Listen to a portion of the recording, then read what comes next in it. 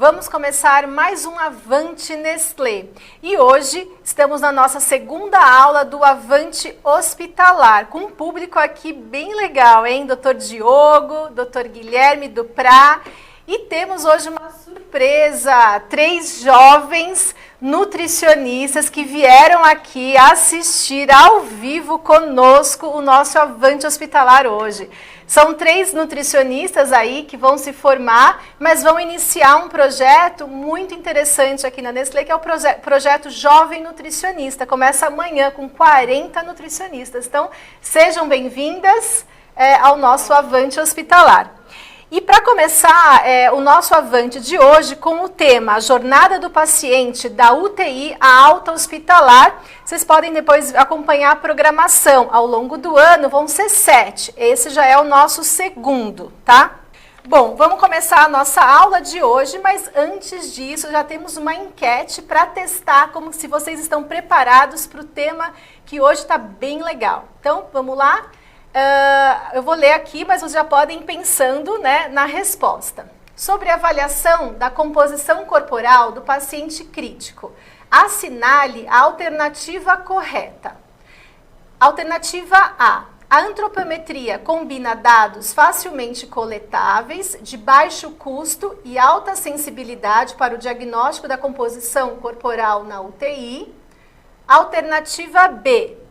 A tomografia com corte de L3 pode ser utilizada como ferramenta para avaliar a massa magra na UTI. Alternativa C. A bioimpedância é uma ferramenta utilizada para a composição corporal na UTI, pois não possui viés na interpretação. E alternativa D. A análise laboratorial de proteínas viscerais permite fazer o diagnóstico de desnutrição durante a SIRS, que é a Síndrome da Resposta Inflamatória Sistêmica. Então, vamos lá? Pensando, temos um tempinho aí para vocês assinalarem e votarem na resposta. Ó, já estamos tendo aqui os votos. E aí, Di, você sabe a resposta? Será que a gente conta? Quem será que fez essa pergunta aí? Meninas, vocês sabem qual que é a alternativa? Não contem, não contem. Não contem. Ó, aqui tá meio dividido. Você quer vir ver? Vamos ver como tá a Vem, enquete. Diogo, vem, Guilherme, vê aqui. Ah, cuidado do fio, né? Guilherme, vai. Ó. O pessoal aqui tá... O pessoal tá definido aí. Vamos lá, né? pessoal. Ó, temos já aqui uma expectativa. Todas já tem mais de opções 600 tem pessoas escolhendo aí. conectadas. E o pessoal tá votando. Vamos votar. Vai aparecer aí na tela a resposta, tá?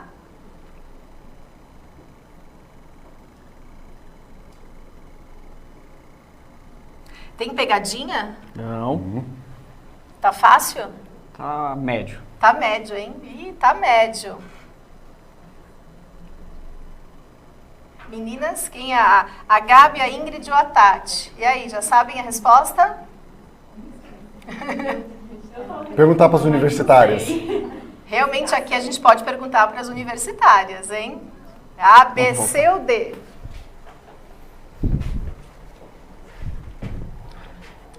Pronto, vamos lá ter a nossa resposta. E a resposta certa é a letra B, a alternativa B. Então, quem acertou? E a gente teve aqui, na verdade, até Diogo, Guilherme, o público ficou entre a A e a B. Né? Então, não sei, depois vocês podem comentar um pouquinho disso, tá? Na aula de vocês. E agora a gente vai começar, então, a nossa aula de hoje com o Dr. Diogo Toledo.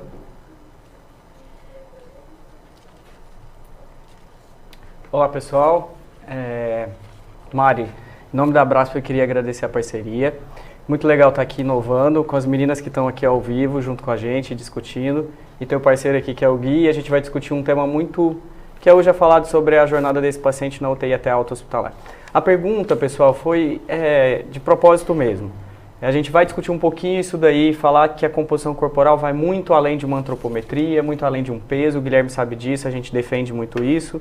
E para começar, eu queria já trazer uma novidade que a gente publicou um artigo onde a gente compara o paciente de UTI com um atleta. E qual que seria então, nessa revisão que a gente fez, essa comparação, essa analogia? Por que a gente não pode falar que a resposta inflamatória que é desenvolvida nesse atleta é uma intensidade muito parecida com o paciente de UTI? E se a gente prepara muito bem esse atleta para uma alta performance, com proteína, por exemplo, com reabilitação, por que a gente não pode preparar esse paciente, então, para ter um prognóstico melhor dentro da UTI? A ideia aqui do atleta é que ele acumula muita medalha. E, ao mesmo tempo, quando a gente está falando de um paciente crítico, a gente quer diminuir a disfunção desse paciente, seja ela renal, pulmonar, cardíaca, o que for, até mesmo no trato gastrointestinal. Então, ter esse olhar para o paciente crítico como atleta faz todo o sentido no tratamento e nessa performance que a gente também quer desse paciente. Quando a gente pensa no tempo de permanência na UTI, existe uma síndrome que a gente discute muito, que é a síndrome pós-UTI, e que ela deflagra 3 principais características nesse paciente quando ele sai da UTI. Então, uma alteração psiquiátrica, um déficit cognitivo, uma perda de funcionalidade, que isso leva a uma qualidade de vida ruim no pós-alta e um custo muito elevado para o hospital quando a gente está pensando em todas essas alterações. O mais importante dessas 3 síndromes é a gente caracterizar realmente a funcionalidade. Por quê? Quando a gente pensa em funcionalidade, a gente está pensando em musculatura esquelética periférica. Só que o músculo ele vai muito além da periferia quando a gente está falando de funcionalidade. Ele pode ser parede do estômago, ele pode ser parte, então, totalmente de um diafragma. Reparem nesse estudo aqui, que eu estou mostrando para vocês, que saiu na Anesthesiology. Esse estudo mostra que aqueles pacientes com sepse, quando a gente faz uma tomografia, por exemplo, do diafragma, eles perdem uma boa quantidade de diafragma, e diafragma é um músculo exclusivo. E para tirar o paciente da ventilação mecânica, a gente precisa de entender que o diafragma precisa ser reabilitado e ganhar proteína. E ao mesmo tempo, se a gente deixar de pensar apenas no músculo esquelético periférico, a gente vai lembrar que o movimento de deglutição praticamente é um arcabouço muscular que compõe toda essa arquitetura aí que a gente está falando. Então isso é uma função vital. É vital pensar então na respiração e na deglutição, até mesmo mastigação, como um componente muscular. Por isso da avaliação da composição corporal ser tão importante. Essa perda da massa muscular, ela é muito mais intensa na primeira semana do paciente de terapia intensiva. Esse estudo mostra, através do ultrassom, com uma avaliação de espessura, que esse paciente vem perdendo a massa muscular ao longo da internação. O ultrassom ele é uma ferramenta que ele não diagnostica a sarcopenia. Mas a gente tem a tomografia, por exemplo, que essa era, Mari, dos questionamentos que a gente fez em relação à primeira pergunta. Esse é um estudo que nós lançamos, então, foi avaliado no Hospital do Câncer de Barretos, mais ou menos 100 pacientes então foram avaliados. Esse estudo mostra exatamente que aqueles pacientes sarcopênicos avaliados pelo corte de L3 tinham uma sobrevida pior. E não tinha nenhuma relação com o peso, que o Guilherme depois vai discutir, em relação a gente falar que a composição corporal, ela precisa de um método mais objetivo, inclusive na UTI. A tomografia, então, ela pode ser. O problema da tomografia é que ela é um exame oportunista, ela é um exame de conveniência. Eu não vou submeter o paciente a uma tomografia simplesmente para avaliar a sarcopenia. Não, se ele tem uma tomografia, sim, eu vou avaliá-lo. E a força? Será que a força consegue avaliar esse paciente? Do ponto de vista de prognóstico, sim. Esse é um estudo que mostra que aqueles pacientes que têm um hand grip ou um dinamômetro com baixa força muscular, por exemplo, o quartil que fica na menor porcentagem é o que tem menor sobrevida. Mas isso, Guilherme, para quem gosta de estatística, sabe que é um efeito associativo. E não é um efeito causal, porque a gente está falando de um estudo observacional. Bom, foi lançado no final do ano passado, eu quero que vocês reparem muito nisso, que é uma novidade que a gente está trazendo aqui para o Avante. Foi lançado, então, o consenso de sarcopenia, no final do ano passado. E esse consenso de sarcopenia, ele se democratizou veladamente, eu diria assim. Por quê? Porque ele começa agora pelo SARC-F, que todo mundo pode replicar. Depois ele vai para o hand grip. E depois ele vai para um exame de imagem. Então ele democratizou, porque a gente pode começar com o SARC-F. O problema, Guilherme, desse estudo que foi lançado é que ele é exclusivamente para idoso. Como que a gente está lidando com uma população, então, que não pode ser avaliada? Desta forma, Acabamos de lançar então um protocolo de sarcopenia que o paciente pode ser idoso, pode ser adulto jovem, ele pode estar na UTI, ele pode estar fora da UTI, com mais critérios subcolocados do hand grip, com características e cutoffs distintos. Então essa foi a nossa equipe lá do Hospital São Luís. Nós estamos provocando todo mundo a uma proposta de um protocolo de sarcopenia para paciente internado, independente se esse paciente é idoso ou não. E claro que a gente se baseou muito no consenso europeu, mas o estudo acabou de sair, é do forno para vocês, e a gente quer estimular que cada vez mais as pessoas possam colocar esse estudo ou esse protocolo aí nos seus hospitais. Uma das causas principais de sarcopenia dentro da UTI é imobilidade, perda de proteína e inadequação proteica. Isso é muito ruim, pessoal. Por quê? É claro que isso é multifatorial, mas a gente está falando de duas bases que poderiam então fazer ressíntese muscular. Uma é reabilitação e a outra uma oferta proteica. Toda vez que eu vou colocar esse estudo, Mari ou Guilherme, eu sempre repenso, será que eu coloco esse estudo? Será que as pessoas têm consciência? Será que eu não estou falando repetidamente esse estudo? Acho que não. Porque no melhor cenário, os pacientes estão recebendo por volta de 0,8 gramas por quilo por dia. E no pior cenário, esses pacientes estão recebendo 0,4 gramas por quilo por dia. Onde eles deveriam receber 1,2 no mínimo gramas por quilo por dia. E acabou de sair um estudo grande do Pierre Singer mostrando exatamente que esses pacientes continuam recebendo por volta de 0,8 gramas por quilo por dia no melhor cenário. A gente não está se preocupando com as funções vitais desses pacientes. O mais importante disso é que, além do que eu falei de não estar oferecendo essa quantidade, existe a resistência anabólica. A despeito de uma quantidade elevada que eu der para esse paciente, ele vai ter um sequestro hepatoesplâncnico. Esse paciente ele vai ter uma ressíntese pseudermenos muito menor. E quando eu comparo idoso com adulto jovem, o balanço nitrogenado do idoso, para positivar, para ser positivo, ele precisa de uma quantidade maior. Então a gente tem que parar de estigmatizar o idoso como uma disfunção renal. Quem disse?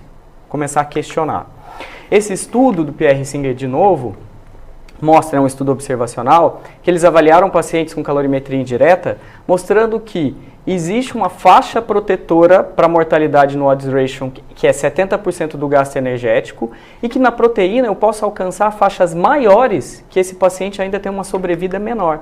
E quando eu olho um estudo randomizado, eu comparando 0,8 versus 1,2 gramas por quilo por dia, os pacientes têm não só um desfecho funcional melhor, mas um aumento de espessura pelo quadríceps e um balanço nitrogenado também melhor. O estudo do Darren Hayland, que é o FEED Trial, ele compara 30 pacientes, 30 para cada braço. Um subgrupo recebeu 1 grama por quilo por dia e o outro grupo recebeu 1,5 gramas por quilo por dia. Só que eles ficaram da mesma quantidade, ofereceram a mesma quantidade de caloria para esses pacientes. Obviamente, se a gente olhar no gráfico de cima, eu estou vendo gráficos separados ou linhas separadas de oferta proteica. Porque elas foram, um grupo recebeu 1 grama e o outro grupo recebeu 1,5. E fez toda a diferença de novo na avaliação de espessura do quadríceps desse paciente. Era um N pequeno, mas ele mostrou que o alcance foi melhor, obviamente, em quem recebia 1,5, que esse era o desfecho primário, mas o desfecho secundário era através de uma avaliação funcional com ultrassom. O Van Zanten, então, no ano passado, lançou o ProteinVent, e onde o ProteinVent a gente tem que ter uma mensagem importante sobre ele. Ele tem duas mensagens, na verdade. Eu não posso oferecer rapidamente uma quantidade de proteína para esse paciente, e isso mostra que tem uma sobrevida menor, mas se eu negligenciar uma quantidade de proteína baixa a partir do 3º dia, esse paciente também vai ter uma sobrevida pior. Ao mesmo tempo, o Pierre Singer, com o mesmo estudo, mostra que 0,7 gramas por quilo por dia, se eu ofertar para esse paciente, a sobrevida inicialmente vai ser ruim. E aí, Guilherme? Porque a gente acabou de ver que se eu der uma quantidade maior no início pelo Van Zanten é ruim, e aqui pelo Pierre Singer de novo, isso é o contrário. Só que eu estou falando de um estudo observacional. É isso que a gente tem que sempre lembrar. Eu não estou falando de efeito causal. Se o Guilherme, que gosta muito de publicar e estuda isso, ele sabe que a gente pode lidar com estatísticas que eu posso comprovar, geralmente, numa amostra principalmente heterogênea, muita coisa. E essa interpretação pode ser errada. E é exatamente esse exercício que eu queria que vocês fizessem hoje em relação à proteína. A gente está mostrando que os estudos observacionais, que mesmo sendo observacionais e com poucos estudos randomizados, que a quantidade de proteína a partir do 3º dia, ela deve ser respeitada. E isso, a implicabilidade do ponto de vista de desfecho, é importante. E por isso que a Braskem, mesmo antes dessa publicação desses 2 estudos, a gente já pensava visionariamente, tá aí Melina, o seu recado, que o paciente deve receber uma oferta de calorias no início de 15 a 20, respeitando essa condição dessa quantidade de caloria endógena que esse paciente tem, respeitando essa condição de soro glicosado, ou até mesmo se ele precisar de usar um propofol. Então respeitem a caloria no início, mas depois sejam complacentes a partir do 4º dia em relação à caloria. E a proteína, lembrem da resistência anabólica desse paciente. No pior cenário ele recebe 0,4, no melhor cenário ele recebe 0,8. A gente está justificando um erro com outro erro? Não, a evidência é baixa, mas no mínimo esse paciente precisa receber 1,5 a partir do 3º dia. Para que brigar Pierre Singer e Van Zanten? A Braskem está aí para a solução, Mari. A gente está solucionando, então, a gente traz o problema, mas dá a solução. Alcance a partir do 3º dia 1,5 gramas por quilo por dia, pensando na resistência anabólica desse paciente. Olha que interessante esse estudo que saiu bem objetivo. Um paciente de 80 quilos com IMC de 25, a partir do 3º dia e 4º dia, recebe lá 1,5 gramas por quilo por dia, copiado da Braskem, estou brincando. Mas o que eu quero dizer é que, depois desse 4º dia, por que não, meninas, a gente pensar numa proteína com uma oferta um pouco mais complacente? E poder medir isso com ferramenta mais objetiva de meta de segurança, a composição corporal desse paciente. Isso fica interessante quando a gente olha para esse estudo. Eu sei que é um relato de caso, a gente publicou isso também, mostrando que no primeiro mês, respeitava na UTI a faixa de 1,6 e 1,2, o paciente perdia muito peso. No segundo mês, a gente aumentou para 2 gramas por quilo por dia, o paciente continuava perdendo peso.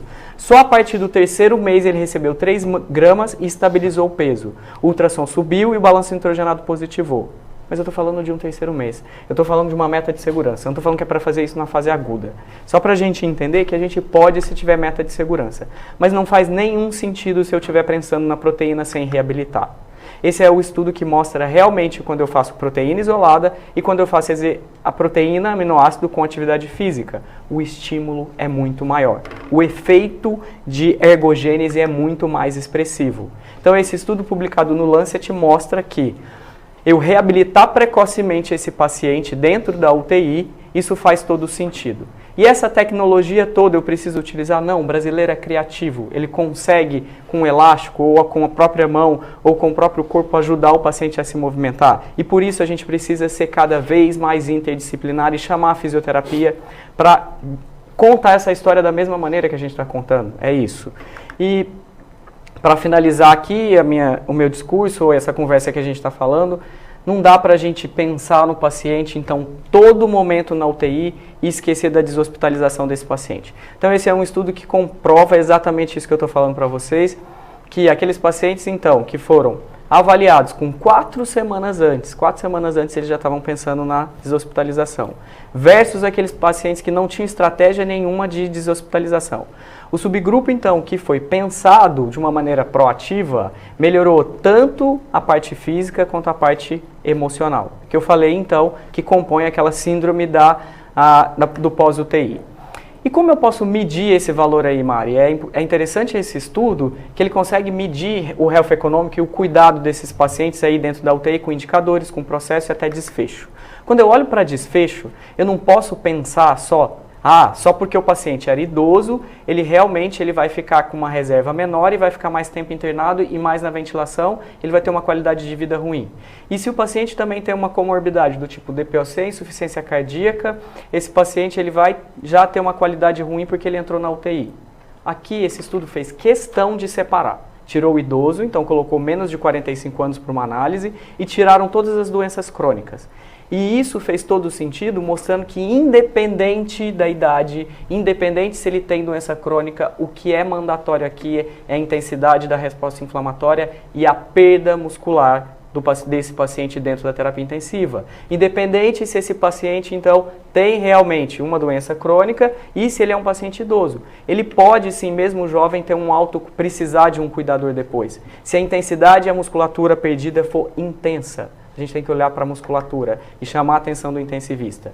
Mas como que eu enxergo isso? Que tipo de paciente que eu estou lidando aí na UTI? Eu preciso de uma ferramenta que possa filtrar. Que pelo menos um ECOG, por exemplo, que é uma ferramenta de início, que eu faço questão de mostrar, que é o estudo do Zampieri, e o Zampieri é brasileiro e mostra para a gente exatamente isso, que num banco de dados que ele fez uma análise, e ele avaliou só a qualidade que esse paciente entrava de vida na UTI. Se a qualidade desse paciente fosse ruim pelo ECOG, era um fator independente, então, de desfecho ruim também. De novo, levou em consideração idade e comorbidade. Mesmo assim, independentemente disso, perdendo massa magra é ruim. Eu tenho dentro da UTI uma equipe que pensa em reabilitação precoce para esse paciente, porque não vai fazer sentido dar só proteína para ele. Tem que ser o combo. Tem que ser exatamente isso. Eu tenho um indicador de médias de gramas por quilo por dia de proteína, de infundido versus o prescrito. É isso. Se a gente pensar nessas estratégias como Health Economic e pensar no compliance do paciente ou na experiência do paciente, porque muitos pacientes podem voltar e te contar essa história. E o intensivista que está lá, infelizmente, eu me coloco no lugar, quando eu fazia terapia intensiva, eu queria ver o agora, o agudo. Eu não conseguia enxergar isso lá na frente. E a gente trazer isso para o intensivista é muito importante. Último slide, porque o meu tempo esgotou, estou passando para o Guilherme. Eu queria que vocês fizessem um exercício de consciência sobre um estudo que acabou de sair. Esse estudo chama Análise de Subgrupo do NutriREA 2. O NutriREA 2 em si saiu ano passado, mas o NutriREA, a avaliação de subgrupo, saiu agora. E ele fala o quê, Guilherme? Ele compara a microaspiração, se a rota enteral ou parenteral faz diferença na microaspiração. Pessoal, a conclusão do estudo é que parenteral e enteral aumenta a taxa de microaspiração. Desculpa, esse estudo é um desserviço. Saiu no Critical Care. Estou sendo ousado de falar isso. Mas quem disse que um paciente obeso em casa não pode broncoaspirar? Quem disse que uma rota parenteral ela vai discriminar se o paciente vai microaspirar? Daqui a pouco o intensivista não vai mais prescrever terapia nutricional para o paciente. Fica o meu exercício de consciência aqui. Obrigado, pessoal. Excelente. Eu acho que qualquer pessoa acima de 60 anos que tem, às vezes, a disfagia pode microaspirar. Né? Então, realmente, temos que saber ler e interpretar os estudos que são publicados. Exatamente. Muito bem colocado. Agora, Guilherme. Olá, pessoal, tudo bem? Bom, então eu ia até mudar minha aula, né, porque agora a gente tem que deixar os pacientes em dieta zero, mas eu vi que o Diogo concluiu de uma forma positiva, então vamos para frente na jornada do paciente da UTI alta hospitalar. Vou falar do planejamento da alta desde o primeiro dia de UTI, que é justamente a mensagem principal, é o que a gente tem que fazer. Triagem nutricional e avaliação nutricional como guia da atenção nutricional, aspectos da atenção nutricional na UTI, na enfermaria e para a alta hospitalar. Então a gente tem esse caminho que a gente vai falar hoje, paciente com admissão na UTI, a primeira semana da UTI, são os pontos críticos que eu selecionei para falar para vocês. Aquele momento que a gente define se o paciente vai ter alta ou ele vai virar um paciente crítico crônico, que está por volta de 21 dias, mas isso varia de acordo com a condição de cada paciente. E depois no momento de reabilitação final, o paciente na enfermaria e a alta hospitalar. Então, no primeiro dia de UTI, o que nós temos? Temos várias situações que acontecem. Por exemplo, reanimação volêmica, exames bioquímicos de rotina, antibiótico-terapia, exames de imagem, plano terapêutico conforme a avaliação médica do caso. Então, são muitas situações que a gente tem que explorar para chegar até, finalmente, no início da terapia nutricional. Vai ser começado ou não? Existe todo esse percurso que a equipe multidisciplinar traça para a gente chegar nessa definição. E o nutricionista, no primeiro dia de UTI, o que a gente precisa fazer para iniciar a terapia nutricional, aquele primeiro momento? Bom, a gente tem triagem nutricional, temos avaliação nutricional, temos avaliação de risco de síndrome de realimentação, que é um conceito que ele é um pouco esquecido, mas a gente vai trabalhar hoje. Mas para que serve tudo isso? A gente tem que fazer tudo isso para iniciar a terapia nutricional? Bom, vamos lá. Falando sobre triagem nutricional. O que ela é? O processo que identifica indivíduos que sejam desnutridos ou em risco de desnutrir para determinar se uma avaliação nutricional mais detalhada está indicada. Isso é um conceito da Aspen. E o que dizem as diretrizes? Bom, a gente publicou essas diretrizes no ano passado e uma das perguntas que coube a mim foi se as ferramentas de triagem nutricional devem ser aplicadas em pacientes críticos. Quando eu comecei a trabalhar com terapia intensiva, todos os pacientes eram de risco, não precisava fazer triagem nutricional. Mas a gente respondeu avaliando as evidências que sim, a triagem nutricional permite identificar indivíduos que estão desnutridos em processo de desnutrição, mesmo dentro da terapia intensiva, tem aqueles pacientes que não estão em risco. Isso beneficia todo o paciente a partir da individualização de cada caso, né? E o nível de evidência é moderado nesse sentido.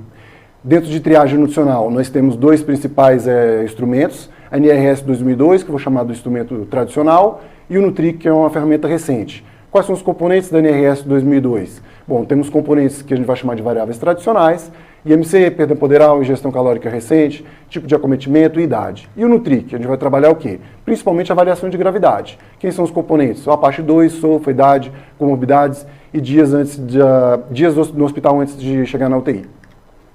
Como que isso pode medir a mesma coisa, sendo que a gente só tem variáveis distintas aí? A idade é um único variável, mas vamos tentar trabalhar o que tem de semelhança dentro desses elementos de triagem? Bom, eu trouxe aqui também todos os componentes, botei eles juntos ali, inclusive a síndrome de realimentação. Então a gente consegue ver que sim, existem fatores que estão nos dois elementos. Por exemplo, o APACHE 2 eu marquei ali com asterisco. Por quê? Porque apesar de eles estarem nas mesmas ferramentas, eles têm peso diferente. E aí é o peso que vai determinar justamente toda a análise do caso. Quando a gente vou falar de dados agora, a gente publicou em 2018 um estudo falando de triagem e avaliação nutricional, a relação desses dois elementos, e eu trago dados novos aqui que não apareceram, para a gente saber como que a gente vai trabalhar a predição de mortalidade hospitalar. Aí eu fazendo uma comparação entre Nutric e NRS 2002, então para comparar, para predizer mortalidade hospitalar, o Nutric tem o dobro da capacidade de predizer a mortalidade hospitalar. Isso é um aspecto interessante, né? Então vamos falar de mortalidade, a gente quer reconhecer mortalidade. Parece que o Nutric fala disso. A NRS 2002 também fala, mas risco nutricional também incrementa o aumento da mortalidade. Mas se a gente quer ver mortalidade, a gente vai trabalhar com o Nutric. Para predizer desnutrição, aí o método que a gente usava na época no nosso hospital é ENDIASP, a gente está introduzindo o GLIN, que é um mais novo método aí em termos de avaliação nutricional. E aí a NRS 2002 dá um banho no Nutric. Por quê? Porque as variáveis que estão na NRS 2002 são as variáveis que estão lá no GLIN, são as variáveis que a gente tradicionalmente associa à desnutrição. Então, a NRS 2002, o paciente que está em risco, ele tem 10 vezes mais chance de ser desnutrido, ele cheira a desnutrição, vamos dizer assim. E o Nutric tem 2 vezes mais chance, o paciente em risco nutricional. Por quê? Porque gravidade também tem relação com a desnutrição. E para falar de síndrome de realimentação, síndrome de realimentação a gente consegue ver que o Nutric tem pouca relação com síndrome de realimentação, porém a NRS 2002 tem uma força aí. Existe uma associação entre síndrome de realimentação e risco nutricional pela NRS 2002, vocês viram no slide anterior, que tem variáveis em comum. Então como que a gente deve usar esses instrumentos? Bom, vamos lá. Se a gente está falando de NRS 2002, aquelas variáveis tradicionais, a gente vai ter um preditor de desnutrição, e aí a gente vai ter que fazer uma avaliação nutricional para individualizar caso a caso. Se a gente está pensando em gravidade, a gente vai ter a associação com mortalidade, aí a gente pode fazer uma avaliação qual e quantitativa da oferta de nutrientes. Então, no alto risco nutricional pelo Nutric e também pensando um pouco em síndrome de realimentação, a gente tem início precoce sempre, porém com processo lento de início tanto de calorias como proteínas, como o Dr. Diogo bem mencionou. E no risco extremo, aí eu estou falando de risco extremo de síndrome de realimentação, início também precoce, com alguns cuidados que eu vou mencionar um pouco mais na frente, porém super lenta a evolução do paciente, e também dependendo da evolução do caso. Então a gente tem as diretrizes da ASPE de 2016, que elas também fazem essa associação que eu estou falando hoje, que é de risco nutricional com prescrição de terapia nutricional. Então, os pacientes em baixo risco nutricional não necessitariam de terapia nutricional especializada no primeiro momento. Normalmente, são aqueles pacientes que estão estubados e vão ficar pouco tempo dentro da unidade de terapia intensiva. Então, acordados é difícil, nesse primeiro momento, você querer passar uma sonda nasentérica, alguns vão precisar, outros não.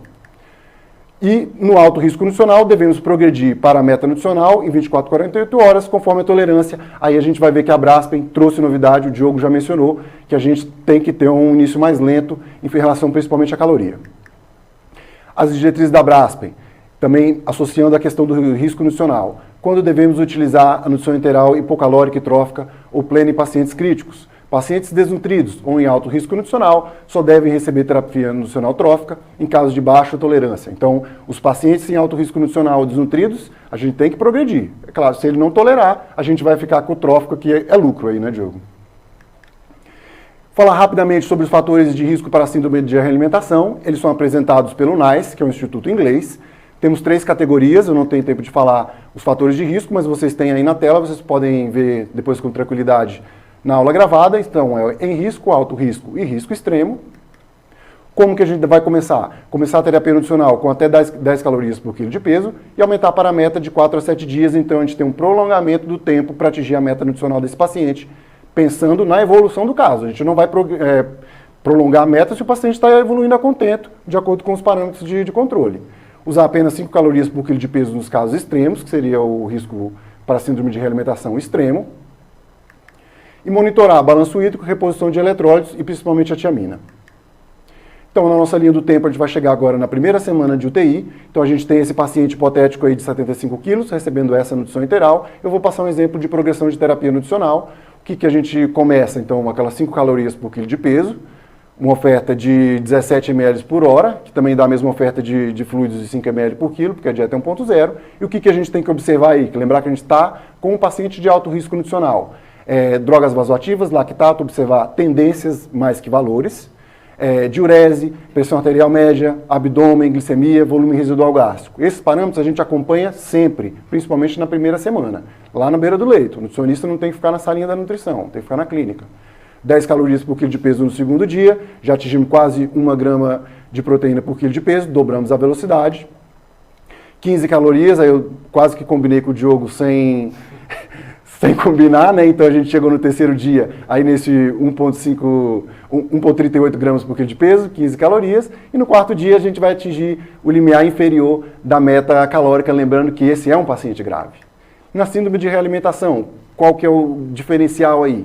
A gente vai, no primeiro dia, iniciar a terapia nutricional com exames bioquímicos e reposição de eletrólitos. Então a gente não vai primeiro esperar que os eletrólitos se normalizem para começar a terapia nutricional, porque esse paciente aí, ele já está em jejum por 15 dias.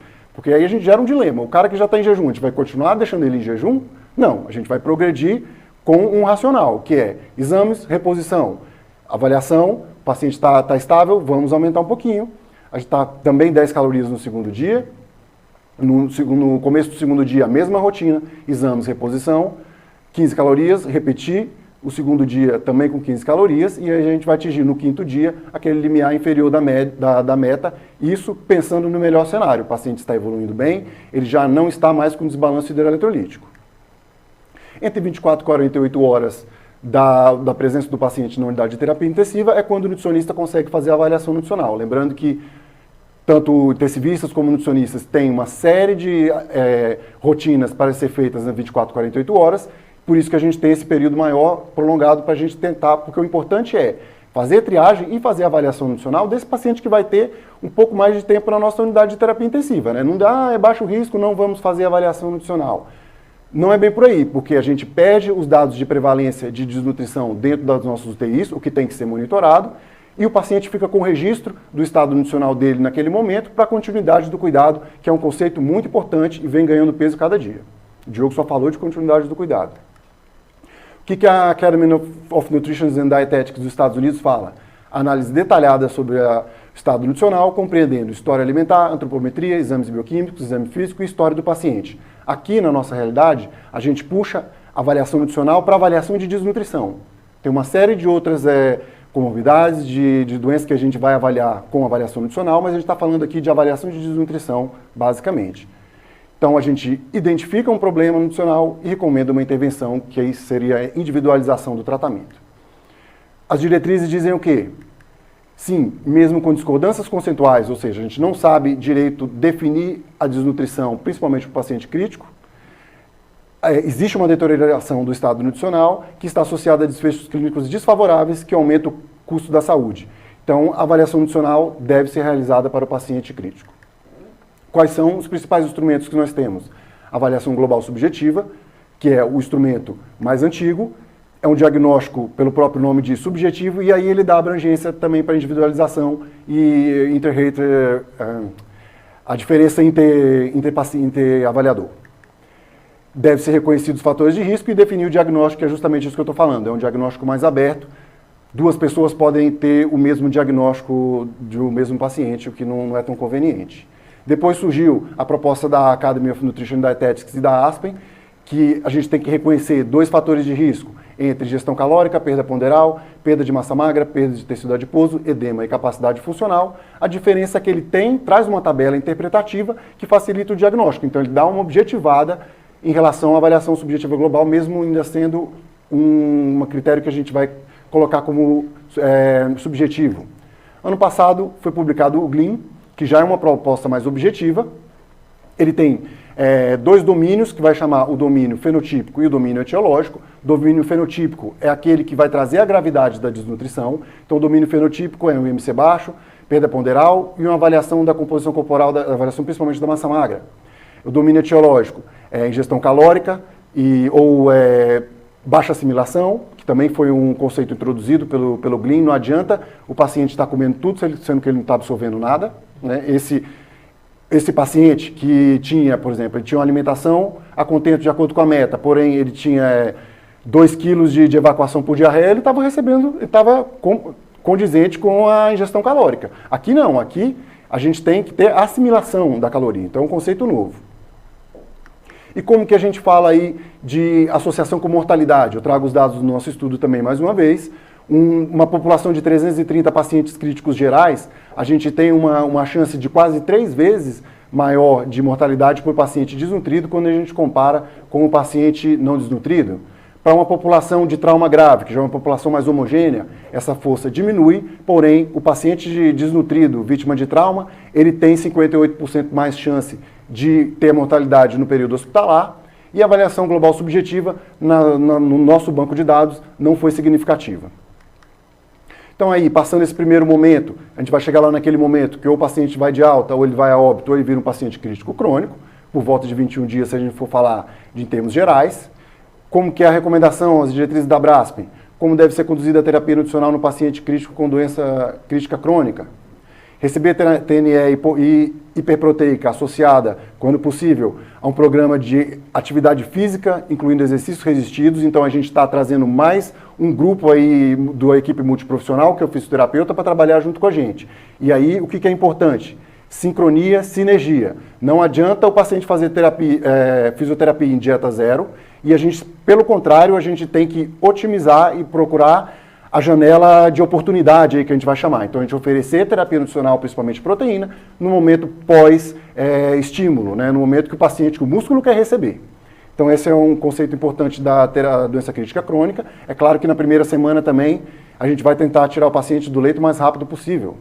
Sempre lembrar, aí o nutricionista que ele está na clínica, ele vai conseguir fazer essas coisas. Mais uma vez, na salinha da nutrição não tem equipe multiprofissional. Só tem o nutricionista com as questões nutricionais. Então, avaliar junto com a equipe o prognóstico do paciente. Não adianta o nutricionista ficar querendo atingir meta, pensando só em aplicar diretriz, sendo que o paciente não tem prognóstico, ou então o paciente tem um prognóstico que precisa ser explorado, ele tem chance de melhora e a gente tem que adaptar isso. Então, aliar a prescrição da terapia nutricional conforme a expectativa da equipe multiprofissional, o que os médicos estão pensando em termos de terapia para esse paciente. Lá dentro da UTI de trauma, que é uma UTI um pouco diferente da UTI convencional, que você olha para o paciente e já vê que ele está perdendo massa magra. Então o gasto energético tem um pico de 4 a 5 dias, mas dependendo da intensidade do trauma, pode durar aí por mais de 21 dias. Aí eu digo mais de 21 dias, não é só 21 dias. Então, vendo esse gráfico aí, a gente pode ter uma estimativa da perda de massa magra. Em termos de número, o paciente perde 16% de toda a massa magra nos primeiros 21 dias, sendo que 67% é de músculo esquelético. Lembrar que o músculo esquelético é importante, por quê? Porque está associado à função. Né? Quais são as recomendações da Aspen? Sugestão de meta entre 20 e 35 calorias por quilo de peso, dependendo da fase do trauma. O que é dependendo da fase do trauma? Quando o paciente está mais agudo, ou então está no estágio super grave, as questões que o Dr. Diogo colocou. Ponderar aí e com calma, principalmente nos casos onde você não tem a calorimetria indireta. Então, isso também é um conceito que o PR Singer trabalha bem. Vamos com calma quando a gente não tem elementos de controle aí. Então, um paciente mais grave, a gente vai trabalhar por volta de 20. Lógico que nos primeiros 3 dias a gente nem vai conseguir atingir 20. Lembrar da nossa sugestão de progressão. A gente tem um caso clínico rápido aqui. mostrando um paciente vítima de trauma, esses são os músculos da coxa, né? Então a gente tem primeiro o tecido adiposo, na verdade, o reto femoral, o vasto intermédio. Depois de 14 dias, o que aconteceu com esse paciente? Eu trago a avaliação nutricional dele no dia 14, o paciente foi não desnutrido, só que com a imagem a gente tem um olhar mais profundo, vamos dizer assim, e aí a gente vê que o paciente de fato perdeu. É lógico, com a avaliação nutricional, dados de antropometria, exame físico, a gente não consegue perder isso. A gente viu até que o fêmur ele conseguiu aparecer na segunda imagem, né? Então o paciente realmente perdeu peso. A gente tem aqui uma estimativa por tecido, quanto que o paciente perdeu. O que a gente se pergunta é, essa perda seria inevitável? Bom, esse estudo clássico do uso de input wire fala que essa perda ela é inevitável. Porém, a terapia muda, o que a gente faz dentro da UTI muda, e isso também pode se tornar uma perda que não é inevitável, a gente pode conseguir eliminar essa perda ou minimizar. Agora falando sobre auto-hospitalar, o que nós temos? A gente tem que trabalhar exatamente auto-hospitalar desde o primeiro dia. A gente mostra aqui, nessa gráfico de sobrevida, que os pacientes não desnutridos têm uma sobrevida muito menor do que os pacientes desnutridos. O paciente desnutrido, a média de sobrevida de 2 meses, e o paciente não desnutrido, quase 2 anos. Então é importante a gente trabalhar justamente nesse começo da curva. Por quê? Porque a gente pode recuperar ou então não permitir que o paciente não desnutrido vire desnutrido e diminua abissalmente a sua sobrevida. Então, resumindo, a NRS 2002 é um verdadeiro preditor da desnutrição. O método que a gente utilizou é o NG-Aspen. O Nutric é um preditor de gravidade. Diretrizes sugerem que ele possa direcionar a oferta de nutrientes na admissão da UTI. O risco de síndrome de realimentação do NICE também é um guia para ajustar a oferta de nutrientes na admissão. Existe associação entre o risco nutricional medido pela NRS 2002 e o risco de síndrome de realimentação. E esses parâmetros devem ser reavaliados durante a internação hospitalar de forma frequente para facilitar a alta hospitalar. Era isso que eu tinha que dizer para vocês.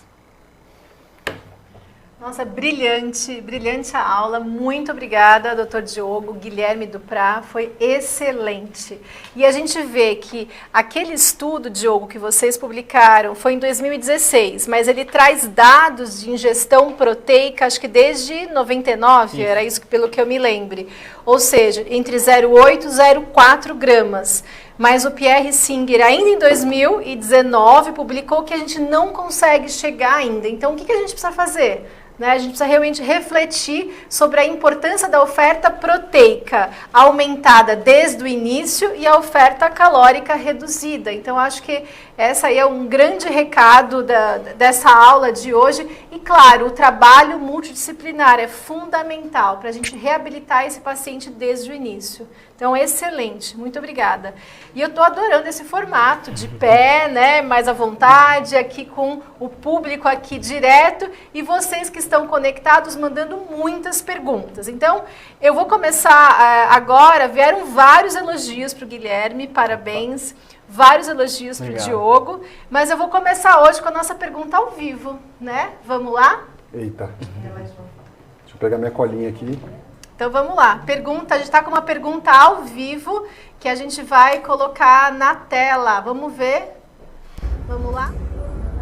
Olá, eu sou a Érica, essa é a Bruna, nós somos nutricionistas aqui do Hospital Life Center de Belo Horizonte. Eu gostaria de fazer uma pergunta a respeito da ferramenta do NutriScore. Eu gostaria de saber a respeito da eficácia dessa ferramenta para detectar pacientes em risco, quando esse paciente, esse risco está associado a uma baixa ingestão alimentar ou a uma perda de peso não intencional. Nós tivemos uma situação aqui hoje, né, Bruna? Isso, um paciente jovem, vítima de politrauma, ele deu baixo risco pelo Nutric, pontuação de 2, porém ele não pontuava em nenhum parâmetro, porém ele estava com uma ingestão insatisfatória, por causa devido a náuseas, dores intensas do quadro clínico dele. Então ele estava ingerindo menos do que ele precisa.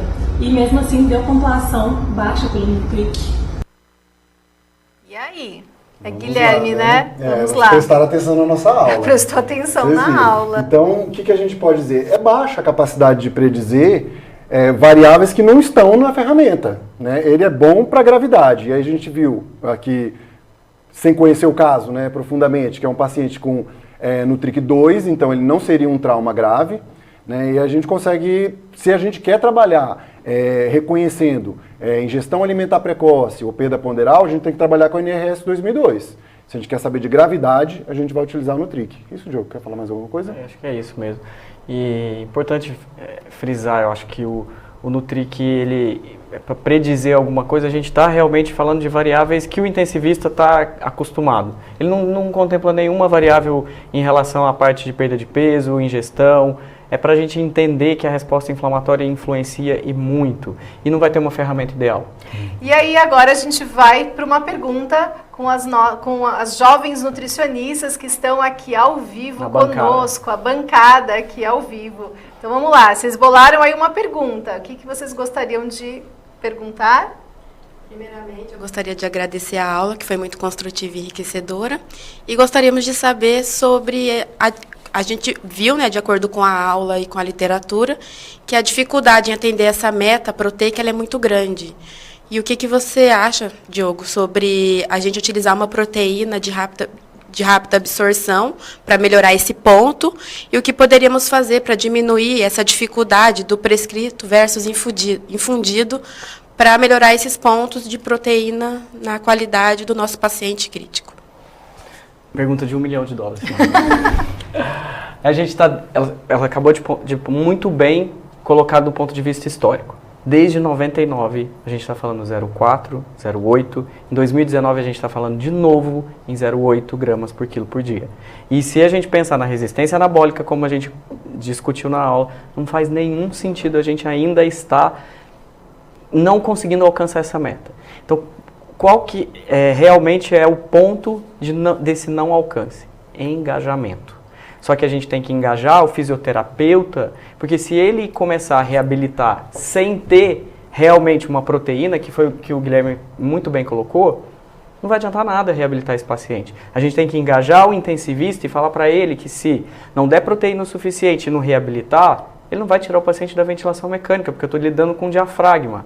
Então, a ideia está no nível distinto de engajamento. O nível distinto que eu tenho que engajar, eu tenho que tocar realmente o fisioterapeuta, eu tenho que tocar realmente o intensivista no que faz sentido no dia a dia para ele. Porque enquanto ele não sentir que isso for palpável, a cabeça não vai mudar. O mindset não vai mudar, Mari. Estudos vão começar a serem replicados. E o que eu costumo dizer, e a Débora gosta muito disso, a gente está sendo termômetro. O que adianta eu ser termômetro? Eu quero ser termostato. Eu quero impor a temperatura. A partir do momento que a gente parar de medir e começar a impor a temperatura, vai fazer sentido a proteína de alta absorção? Sim. Mas agora faz sentido a consciência de que essa quantidade não está sendo alcançada. Daqui a pouco, se a gente conseguir agregar a consciência da quantidade com a qualidade proteica, vai fazer todo sentido. Obrigada. Obrigada, meninas. E eu acho que o segundo recado, né, acho que vendo toda essa discussão nós somos agentes da mudança. Então, a gente tem que começar realmente a sensibilizar e a engajar esses profissionais. Então, hoje a gente está aqui com mais de 700 pessoas conectadas. Então, imagine, 700 pessoas já realmente mudando esse cenário aí nas UTIs. Né, multiplicadores, porque nós somos agentes da mudança. Então, vamos começar. Uma coisa em relação a agente de mudança? Claro. Tá muito legal aqui o ao vivo. Tá muito legal a bancada, tá muito legal a gente tá bem descontraído. Quero saber amanhã, na beira do leito. Pessoal, internautas que estão nos escutando, o que vocês vão fazer com esse recado que a gente está dando amanhã na beira do leito? Leva para o paciente. Ficar só aqui nessa discussão é muito bacana, mas a gente tem que levar lá para o paciente, isso é muito melhor. Leva para o paciente e leva para a equipe, né? E quem quiser elementos, o celular vai para o round multi. Então você mostra lá a aulinha, traz as coisas, estudos, que a gente sempre tem que falar sobre os estudos, né? Não achismo, né? E trabalhar, e não desistir. Ficar na beira do leito, ficar na clínica, conversar com os outros profissionais, saber quais são as perspectivas dos profissionais para o caso. Porque cada profissional tem uma perspectiva, né? Ele está pensando e a gente tem que associar a perspectiva do profissional à alta. Pensar como a gente vai programar a alta. No nosso hospital a gente está trabalhando com um projeto de qualidade de pensar na alta desde o começo, lá no Hospital de Base de Brasília, né? Então a gente pensa na alta desde que o paciente começou a entrar na nossa unidade, né? E aí tem toda uma sistematização. Só para ser provocativo com quem está seguindo a gente, é muito importante. Não adianta também assim, o que eu vou fazer amanhã com tudo isso? Você nem mediu. Se vocês estão medindo o gramas por quilo por dia, fica aqui uma pergunta. É isso que a gente tem que saber. Porque se eu não souber esse dado, o que eu vou mudar? Então primeiro saiba o seu dado, tire uma fotografia do seu cenário e aí faça uma intervenção. Aí sim faz todo o sentido o que a gente está discutindo aqui. E quem trabalha com indicador sabe que prescrito não é infundido. Exatamente. É isso aí.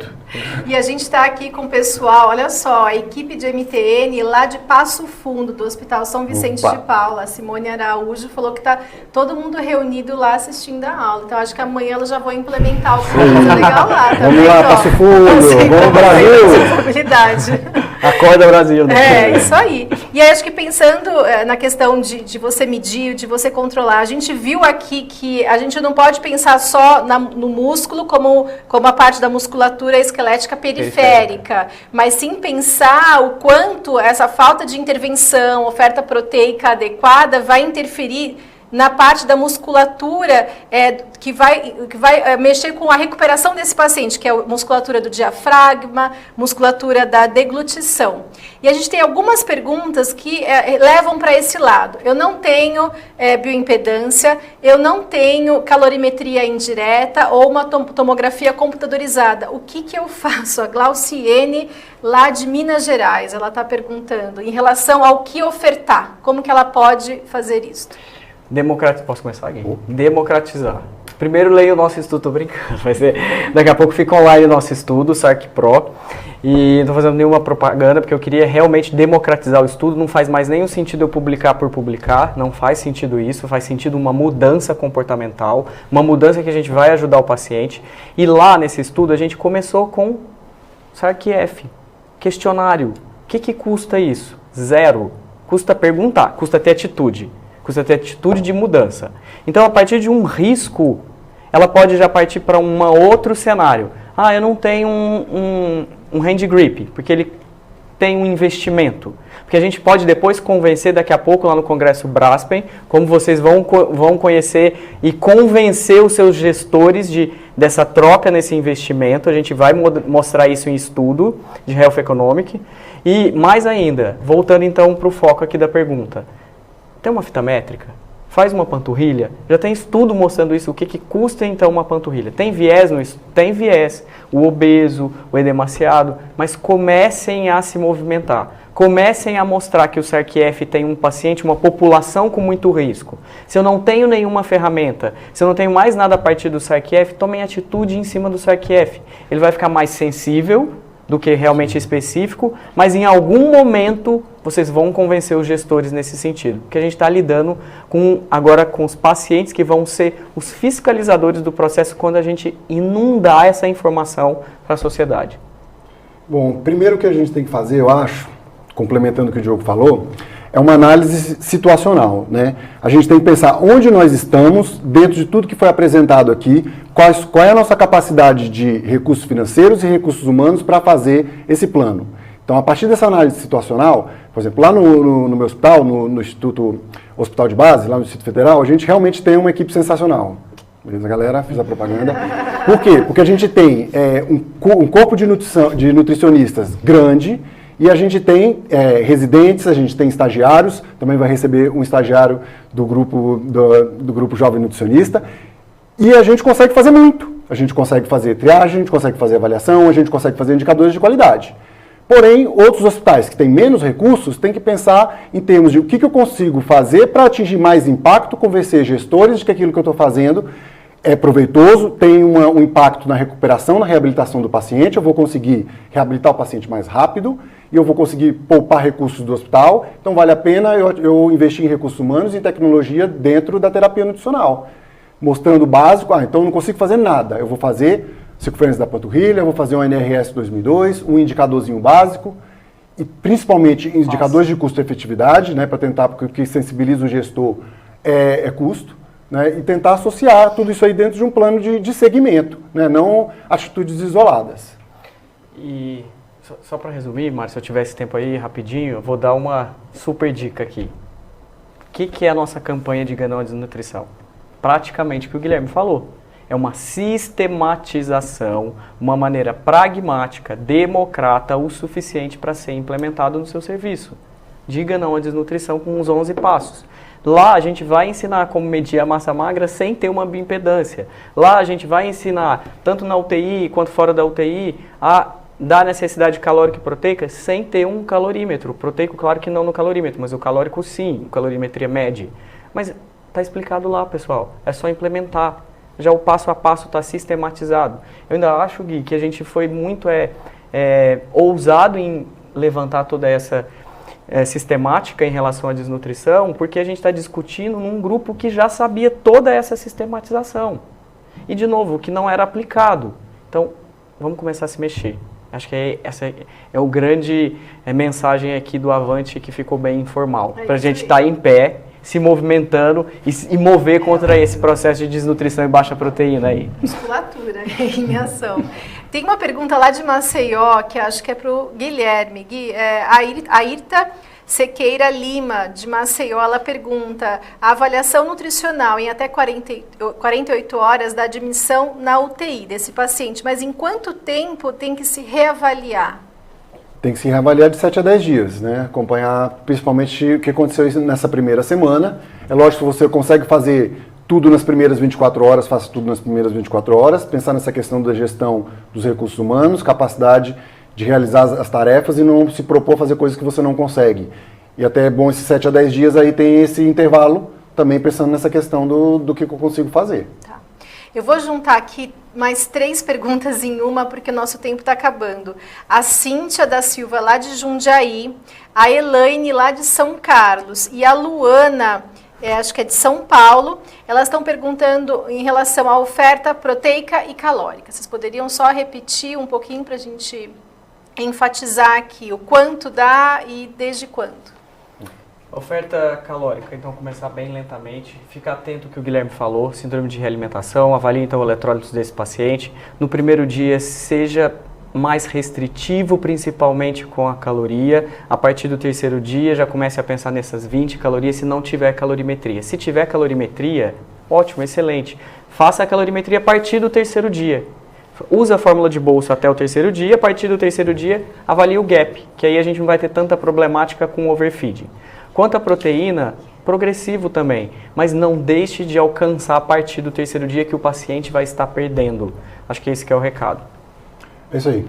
Então tá bom. E acho que a mensagem principal de hoje é: nós somos agentes da mudança. Então, a partir de amanhã, vamos começar a aplicar os conceitos aí da aula de hoje. Agradeço aqui as jovens nutricionistas, né, que vocês são o futuro aí para mudar também esse cenário. Então, obrigada. Obrigado, pessoal. Valeu.